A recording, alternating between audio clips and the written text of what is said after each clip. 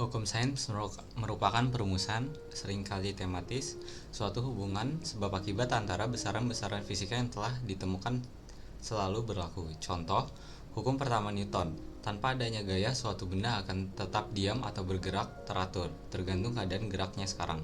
Contoh hukum sains penting lain bisa dilihat di halaman-halaman mendatang. Hipotesis adalah dugaan yang dirumuskan saintis sebagai kemungkinan penjelasan suatu hasil pengamatan atau gejala. Contoh, langit berwarna biru karena memantulkan warna air di bumi. Itu bukan hanya hipotesis yang masuk akal, melainkan juga sah secara sains. Karena mengajukan penjelasan untuk suatu gejala yang diamati, langit berwarna biru, dan bisa difalsifikasi, yaitu bisa diuji benar salahnya, dengan mengamati langit dari gurun atau tempat lain yang tak ada airnya. Bisa dilihat dari contoh itu bahwa hipotesis tak selalu benar. Malah, hipotesis keliru telah dirumuskan lebih sering daripada hipotesis tepat. Model adalah versi sederhana suatu sistem fisik dan proses-prosesnya sebagaimana dibayangkan saintis yang cukup sederhana untuk dipelajari, tapi tidak terlalu sederhana sehingga tidak lagi menggambarkan kenyataan. Contoh, atom aslinya digambarkan sebagai inti kecil berbentuk bola yang dikelilingi elektron yang mengorbit seperti planet. Tak lama kemudian disadari bahwa model planet seperti itu tidak menggambarkan atom dengan tepat, karena elektron dan semua muatan listrik yang mengalami percepatan akan mengalami radiasi juga, sehingga cepat kehilangan energi dan jatuh ke inti. Model awan kuantum kemudian diajukan untuk menggantikan model planet. Teori sains dihasilkan ketika para saintis menyintesis sekumpulan bukti atau pengamatan atas gejala tertentu dengan hukum yang sudah didapati benar dan hubungan matematis diantaranya. Kadang, satu teori bisa diringkas dalam satu atau beberapa pertanyaan atau persamaan. Kadang, teori berupa kumpulan hukum dan fakta hasil pengamatan lebih kompleks. Contoh antara lain, teori gravitasi Newton, dua teori relativitas Einstein, teori kuantum atom dan zarah, persamaan elektromagnetisme Maxwell, teori tektonika plat, teori evolusi, dan beberapa lainnya. Saya suka menggunakan analogi sederhana untuk menggambarkan konsep fakta, hukum, dan teori. Rumah dibangun dengan batu bata padat, fakta, yang rekatkan oleh logika dan matematika. Tiang-tiangnya adalah hukum yang menggabungkan fakta. Keseluruhan bangunan rumah dengan atap, jendela, pintu, balkon, dan bagian-bagian lainnya mewakili teori. Beberapa hukum sains yang penting yang biasanya diketahui orang antara lain: hukum gravitasi universal Newton. Sekitar 390 tahun lalu, Isaac Newton mengajukan gagasan yang kala itu revolusioner, bahwa sembarang dua benda sebesar dan berjarak sejauh apapun keduanya di bumi maupun alam semesta, maka disebut hukum universal. Saling tarik dengan gaya gravitasi yang besar sesuai satu rumus sederhana yang dipelajari di sekolah.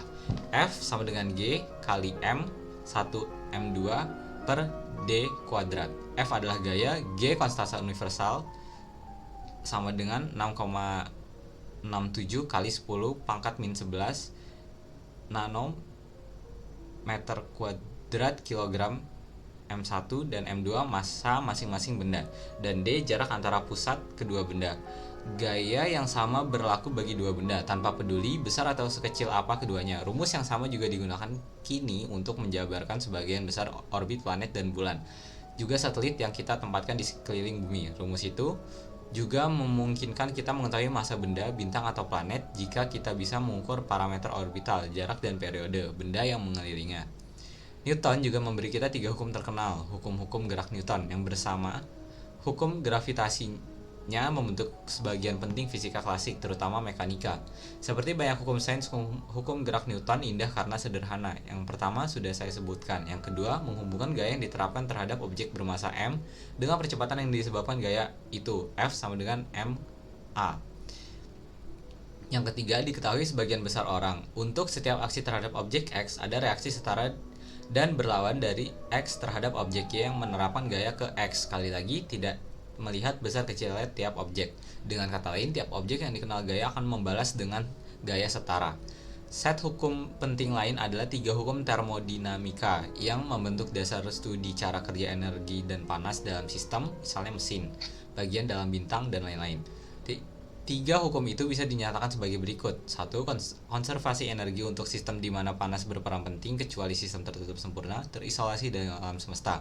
Sebagian panas akan lepas ke dunia luar. Dua, entropi, yang pada dasarnya ukuran ketidakteraturan suatu sistem akan selalu naik di setiap proses termodinamis. Dengan kata lain, suatu sistem tak akan menghasilkan lebih banyak keteraturan dan ketidakteraturan dengan proses alami apapun. 3. Di suhu 0 mutlak Kelvin 273,1515 derajat Celcius di bawah 0. Suhu paling rendah yang dimungkinkan, entropi mencapai nilai terendah yang mungkin dan semua zarah berhenti bergerak. Oleh karena itu mustahil mencapai 0 mutlak. Tapi dengan memompa energi keluar dari sistem, saintis pelaku percobaan telah mencapai suhu mendekatinya. Satu pertanyaan penting adalah hukum-hukum yang kita rumuskan itu nyata atau hanya buatan manusia yang bersifat sementara? Bukankah hukum-hukum sains berubah dari waktu ke waktu? Hukum gravitasi Newton saja didapati tidak cocok untuk Merkurius dan daerah-daerah dengan gravitasi kuat dan harus digantikan persamaan relativitas umum Einstein. Di sini kita mesti membedakan antara hukum sains, rumusan saintis, dan hukum alam nyata atau hukum Tuhan, seperti kata orang beriman. Sebenarnya, yang ditemukan atau dirumuskan saintis, fakta alam atau hukum saintis hanyalah pendekatan bertahap dan progresif ke hukum alam sejati atau hukum Tuhan yang benar-benar mengatur alam. Apakah hukum alam itu tidak berubah pada waktu ke waktu dan ruang atau bisa berubah? Muzaffar Iqbal telah menegaskan bahwa cara dan hukum Tuhan tak berubah. Mengutip ayat Quran, sunnah Allah yang berlaku bagi orang-orang terdahulu dan engkau tidak mendapati sunnah Allah berubah. Quran surat 33 ayat 62. Lalu menambahkan, dengan demikian seluruh alam bekerja melalui hukum-hukum yang tak berubah dan bisa ditemukan melalui penelitian atas alam. Beberapa saintis telah mengusulkan bahwa hukum-hukum alam semesta boleh jadi benar-benar pernah berubah. Mereka telah mengajukan cara menguji hipotesis itu, tapi sampai sekarang belum ada pengamatan atau percobaan yang mendukungnya. Perbuatan model dan hukum dalam praktik. Sains banyak mengandalkan perbuatan model, karena sering kali mustahil melakukan percobaan atau menggambarkan seluruh sistem secara matematis. Terlalu banyak atom di sembarang potong zat, terlalu banyak interaksi antara berbagai sistem, terlalu kompleks, dan lain-lain. Jadi, sains menggunakan banyak tipe model yang bisa berupa objek fisik versi sederhana, model analog, model numerik, sistem ideal, dan seterusnya. Beberapa contoh model paling terkenal dalam sains antara lain model atom planeter Bohr, model helix ganda molekul DNA, model bola biliar untuk gas, model tetes air dalam model cangkang untuk inti atom, model struktur bumi berlapis-lapis, dan banyak lainnya. Bagaimana cara model bekerja? Pertama, model pada hakikatnya adalah versi sederhana sistem sesungguhnya yang mempertahankan aspek mendasar dan mengesampingkan bagian-bagian tak penting. Penyederhanaan atau idealisasi masalah ini dipelopori oleh Galileo. Benda menjadi titik bermassa, permukaan menjadi bebas gesekan, dan lain-lain. Dan sesudahnya diformalkan. Perhatian harus diberikan ke resiko penyederhanaan berlebihan atau penghapusan satu aspek penting masalah. Pemahaman atas batas akurasi model juga diperlukan tergantung sifatnya. Contoh, model numerik bisa menjadi lebih atau kurang akurat tergantung beberapa linear atau non-linear kaotik sistemnya dan skala waktu perhitungan. Ini paling baik digambarkan di model perakiraan cuaca dan model perubahan iklim atau pemanasan global.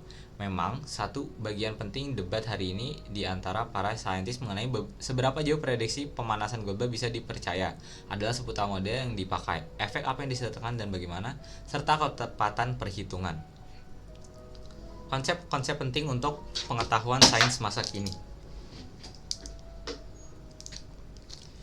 Selain gagasan dasar yang dijelaskan barusan, fakta, hipotesis, hukum, teori, model, ada dua konsep lagi yang saya ingin jelaskan singkat karena sangat berguna untuk mengerti informasi sains dan mencegah kita mendapat kesimpulan keliru dari hasil yang ditemukan atau dilaporkan di sana-sini.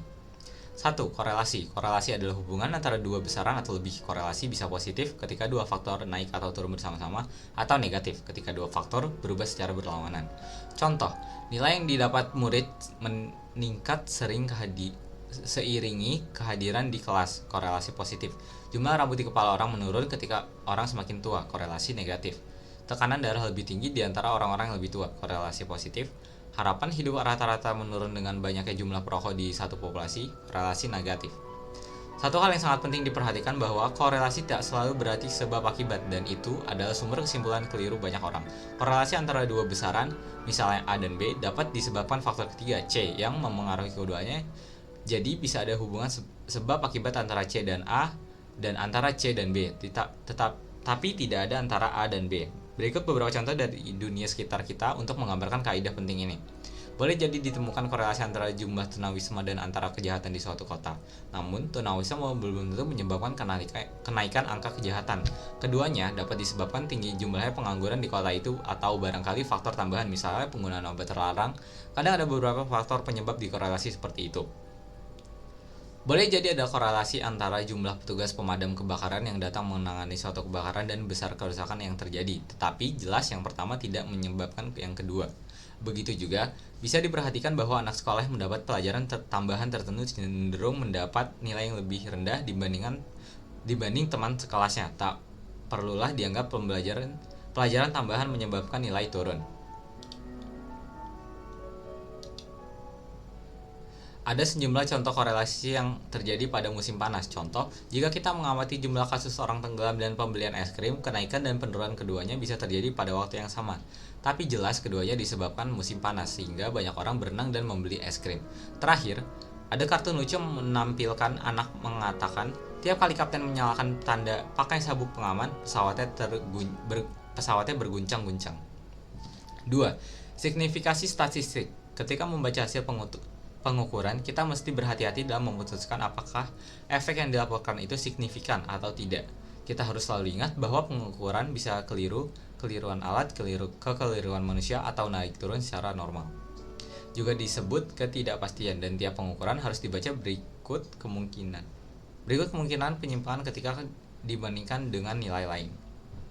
Contoh, jika satu pengukuran menunjukkan nilai A sama dengan 4,7, sementara pengukuran sebutnya mendapat nilai 5,2, kita jangan langsung menyatakan ada perbedaan signifikan sekitar 10% ke atas, karena bisa saja ada ketidakkonsistenan di kedua hasil, yang bergantung kepada kesalahan atau ketidakpastian di kedua nilai.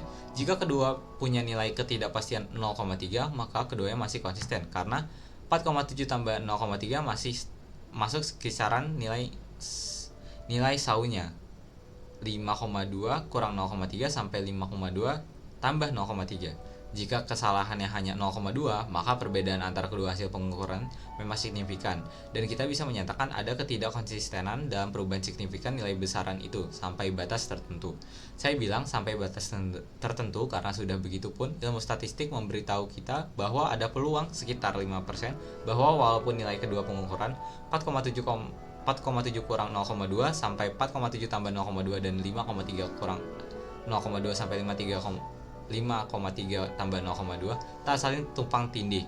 Keduanya memang tumpang tindih jika ketidakpastiannya 2 kali lipat. Perhatikan bahwa peluang itu terjadi adalah 5%, tidak kecil sama sekali. Kita bisa melihat dari gambaran itu bahwa pengukuran dan hasil yang tampak memberi kesimpulan tertentu mesti diperiksa menggunakan statistik untuk memastikan signifikasinya. Kritik modern terhadap sains. Sains selalu dikritik dengan alasan objektif, metodologi, maupun lainnya, ideologi. Baru-baru ini muncul kritik-kritik baru termasuk dari agama, fundamentalis, dan kritik pasca modern. Keduanya menyatakan bahwa sains, seperti banyak upaya manusia lain, adalah konstruksi yang tak kurang subjektif atau ideologis dibanding bidang lain. Kritik lain, misalnya kritik feminis, mengatakan bahwa upaya sains itu mengandung bias sosial dan budaya, mengutamakan saintis barat, laki-laki yang mendapat berbagai kelebihan, dan beberapa kesimpulannya barangkali berbeda jika membuatnya adalah perempuan atau bukan orang barat. Pandangan itu boleh jadi tampak mengejutkan atau bahkan menggelikan, tapi ada yang serius menyatakan demikian, terutama di bidang ilmu sosial. Juga ada kritik Islam terhadap sains modern yang akan kita bahas nanti. Namun, para pembela sains berdalih bahwa keberhasilan besar sains selama beberapa abad belakang, banyak sekali prediksi yang terbukti, penerapan yang mengubah kehidupan dan masyarakat dan lain-lain bisa berbicara banyak. Memang benar bahwa penajaman metodologi dan barang bekali pemberesan sosiologi upaya sains dapat bermanfaat di bidang-bidang tertentu, namun tidak ada dasarnya mengkritik berlebihan dan meremehkan nilai sains. Penilaian objektif dan perseptif bisa mengatakan kita untuk mengakui dan menyoroti beberapa perdebatan penting mengenai sains modern dan cara kerjanya. Satu perkara yang didebatkan adalah reduksionisme, satu kaidah metodologi umum di mana penelitian atas satu objek atau benda dianggap paling baik dilakukan dengan memecahnya menjadi beberapa bagian, memahami dan menganalisis setiap bagian dan hubungannya ke bagian lain, kemudian menyusun ulang benda atau subjeknya. Cara itu sangat ampuh di banyak bidang, terutama fisika dan kimia, dan sampai batas tertentu di biologi. Contohnya, dengan memungkinkan reduksi mekanisme sel ke interaksi kimia antara bagian-bagiannya. Namun, proses reduksionis menjadi makin kurang jelas apabila kompleksitas makin tinggi. Walau para reduksionis rakus ingin terus menerapkan kaidah itu, psikologi disajikan setidaknya pada prinsipnya hasil biologi, kesadaran hanya perwujudan kompleks proses-proses di otak, dan seterusnya. Sikap serba hanya itu sering dipandang berbagai penerapan agenda ideologis materialis. Jika segalanya bisa direduksi menjadi atom dan interaksi belakang, maka kita tidak akan perlu menyebut akal budi, apalagi jiwa. Itu telah membuat filsuf kontemporer seperti Fraser Watts bersikeras membedakan antara reduksionis dan metodologis dan reduksionisme ideologis. Kenyataannya, saintis tahu bahwa banyak gejala tidak bisa dikenal pendekatan reduksionis. Seperti banyak fenomena emergen di tingkat kompleksitas lebih tinggi, muncul gejala baru yang tidak bisa ada di tingkat terendah. Telah diamati dan diteliti. Bidang perdebatan lain adalah upaya sains menempati ruang penelitian seluas mungkin tanpa batas, termasuk terhadap kehidupan dan masyarakat manusia. Biasanya, itu diberi label saintisme, istilah yang berkonotasi buruk. Memang, sementara reduksionisme boleh jadi tak berlaku bagi banyak bidang dan gejala. Itu bukan berarti bahkan sesuatu seperti kesadaran tak dapat dijelaskan sempurnanya oleh sains, cepat atau lambat. Namun, ketika kita memasuki ranah perilaku dan upaya manusia, termasuk gejala psikologis seperti cinta dan spiritualitas, atau gejala sosial seperti agama, persoalan relevansi dan kemampuan sains menjadi perdebatan.